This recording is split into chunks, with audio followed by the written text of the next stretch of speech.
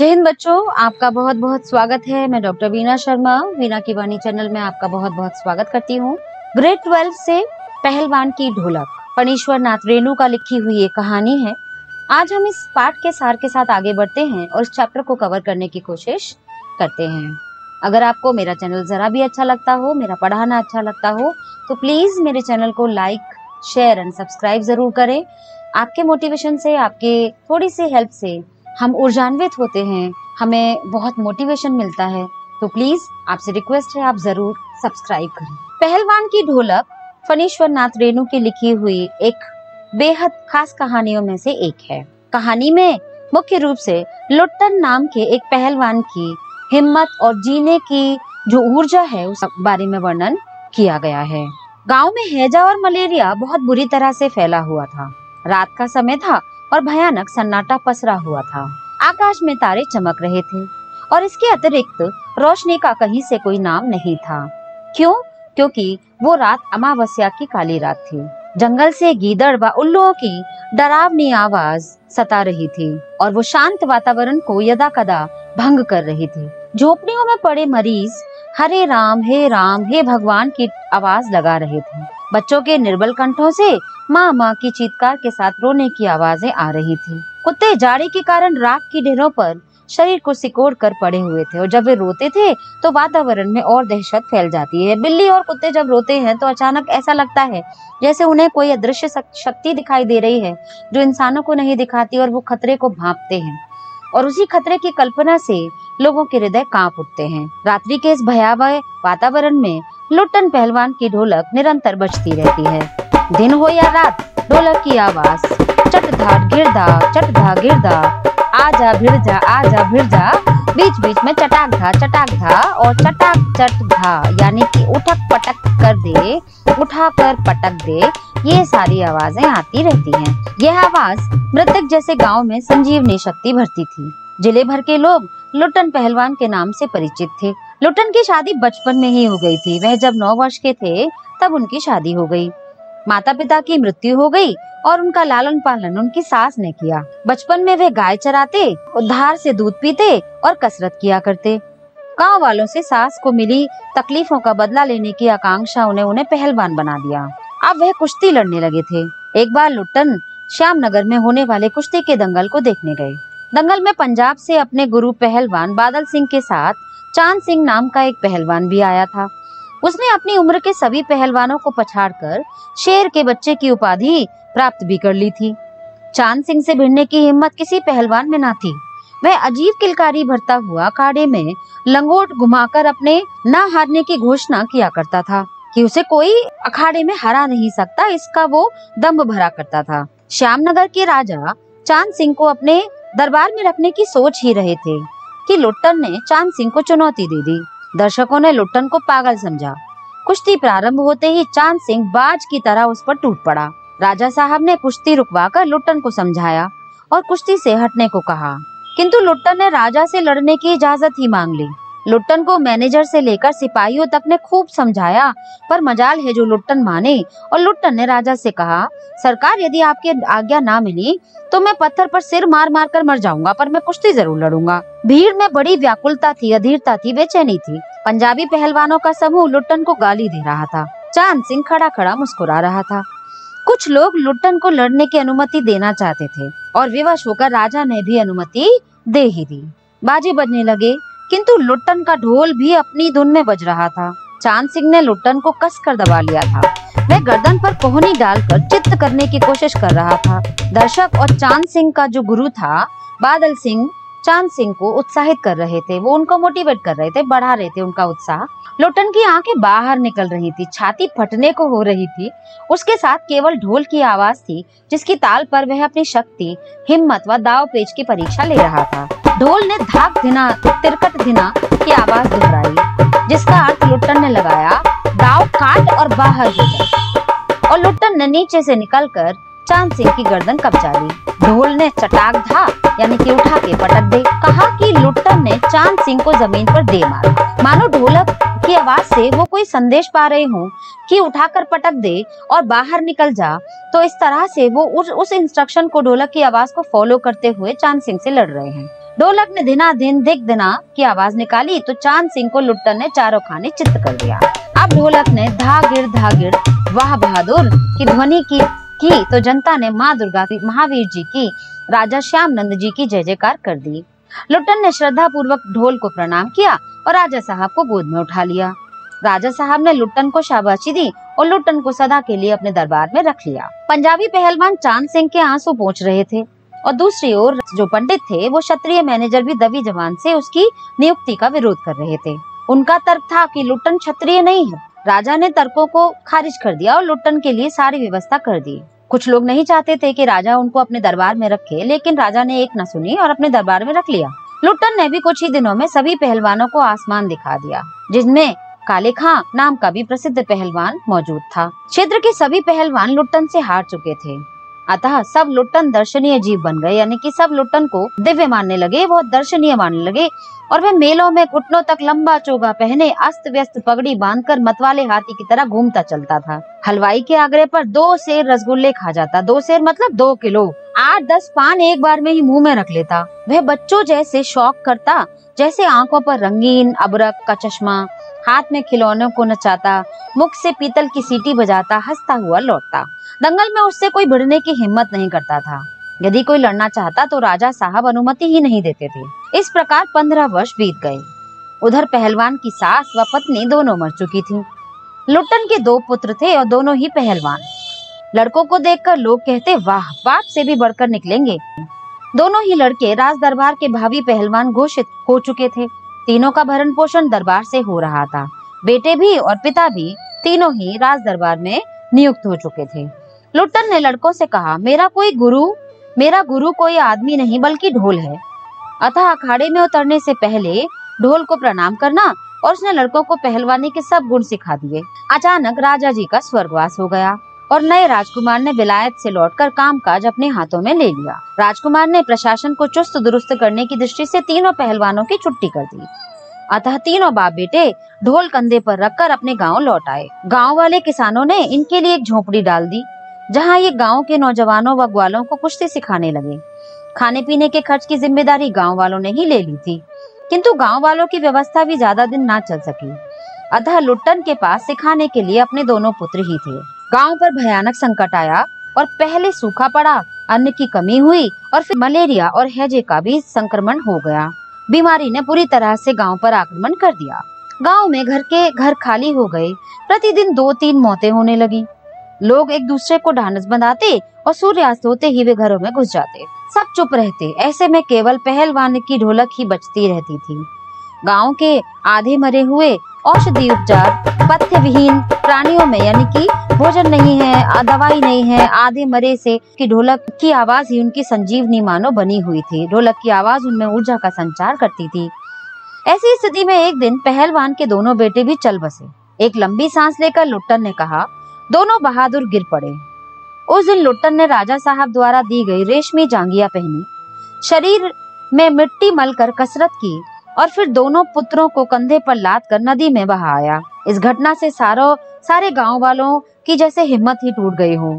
4-5 दिन बाद जब एक दिन रात को ढोलक नहीं बोली, तब प्रातःकाल जाकर लोगों ने देखा तो पहलवान जी की लाश भी चित्त पड़ी है। उनकी लुट्टन जी की मौत हो चुकी थी और शिष्यों ने बताया कि उनके गुरु ने इच्छा प्रकट की थी कि उनके शरीर को चिता पर पेट के बल लिटाया जाए, चित्त नहीं। उनकी चिता को आग देते समय ढोल अवश्य बजाया जाए।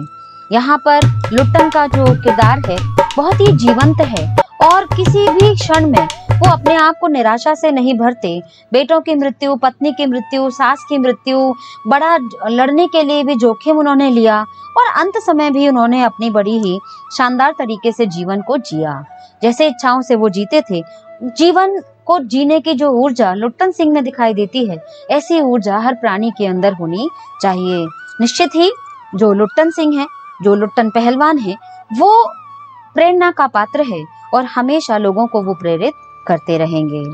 कहानी के सारांश खत्म होता है। अब हम प्रश्नों पर चर्चा शुरू करते हैं। पहला प्रश्न जो इम्पोर्टेंट है, मैं उन्हीं क्वेश्चंस को आपके सामने डिस्कस करूंगी क्योंकि वीडियो लंबा हो जाता है बहुत। कहानी के किस किस मोड़ पर लुट्टन के जीवन में क्या क्या परिवर्तन आए? पहले माता पिता की मृत्यु हो गई तो अनाथ हो गए। पालन पोषण विधवा सास ने किया। श्यामनगर दंगल में चांद सिंह को कुश्ती में पछाड़कर वे राज दरबार के स्थायी पहलवान बन गए। 15 वर्ष बाद राजा साहब की भी मृत्यु हो गई और जो अगले राजा बने उन्होंने उसे दरबार से हटा दिया और वो गांव लौट आए। कुछ दिनों तक तो गांव वालों ने भरण पोषण का दायित्व लिया, लेकिन बाद में वो भी अखाड़ा बंद हो गया और केवल पिता और दोनों पुत्र ही रह गए। दोनों पुत्रों की मृत्यु एक साथ हो गई और दोनों पुत्रों की मृत्यु के बाद वो अकेले रह गए और फिर एक दिन भी स्वयं भी मृत्यु को प्राप्त हो गए। लुट्टन पहलवान ने ऐसा क्यों कहा होगा कि मेरा गुरु कोई पहलवान नहीं बल्कि ढोल है। लुट्टन ने कुश्ती के दाव पेच किसी उस्ताद से नहीं सीखे थे। उसे कुश्ती करते हुए संघर्ष की प्रेरणा मिलती थी, वो भी ढोलक की उत्तेजक आवाज से।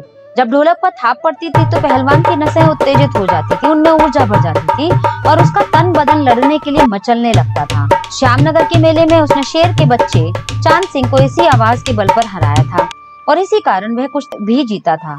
और सबसे पहले उसने ढोल को प्रणाम किया। इस प्रकार से उसने ढोल को अपना गुरु मान लिया था। ढोलक की आवाज का पूरे गांव पर क्या असर होता है। ढोलक की आवाज से रात का सन्नाटा और भय कम होता है। महामारी से पीड़ित अधमरे लोगों की नसों में मानो ऊर्जा फैल जाती है, ऊर्जा का विस्तार हो जाता है।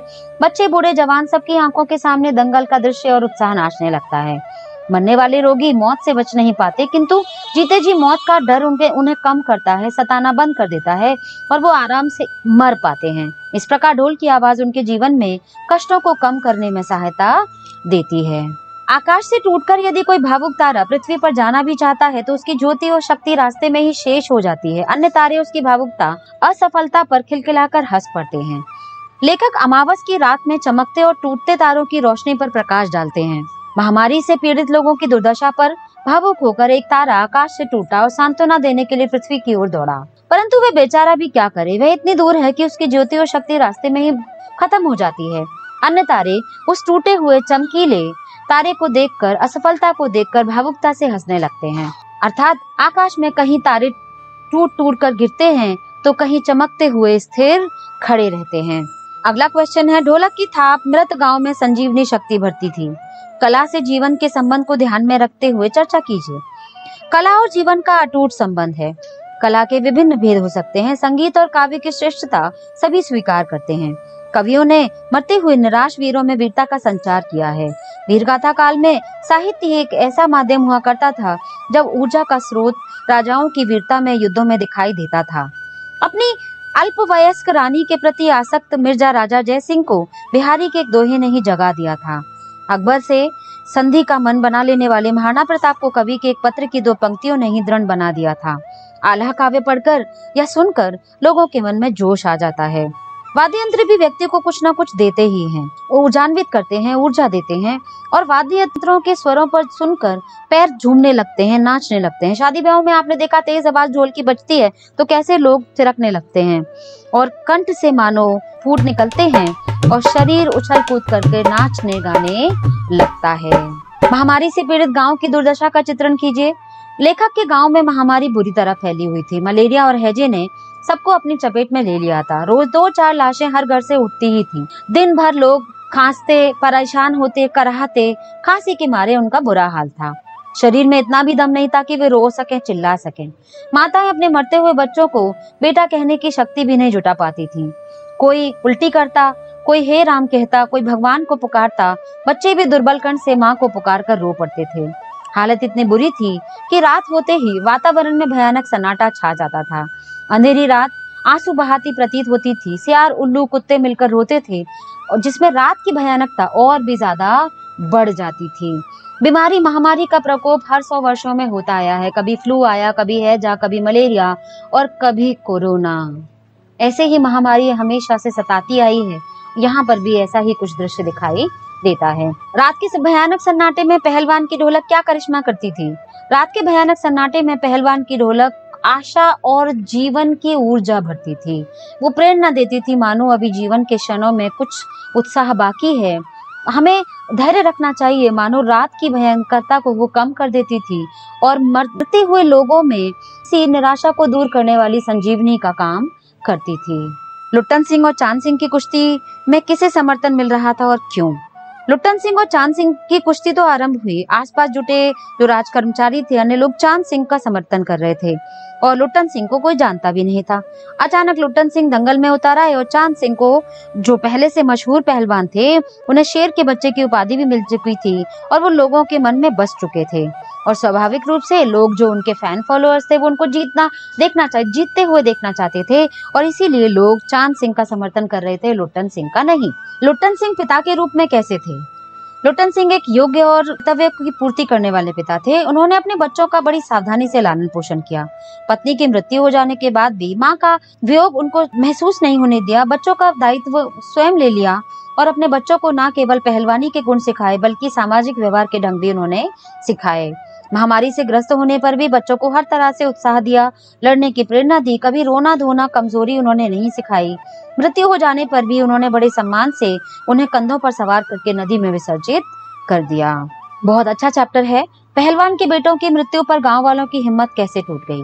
पहलवान के दोनों बेटे महामारी की चपेट में आकर चल बसे थे। यह देखकर गांव वालों की हिम्मत टूट गई कि जो लोग लुट्टन को अपना उत्साह का माध्यम मानते थे, जिनसे प्रेरणा लेते थे, जिनको सहारा मानते थे, आज वो बेसहारा हो गया और ऐसे में हिम्मत देने वाले की खुद आज हिम्मत टूट गई।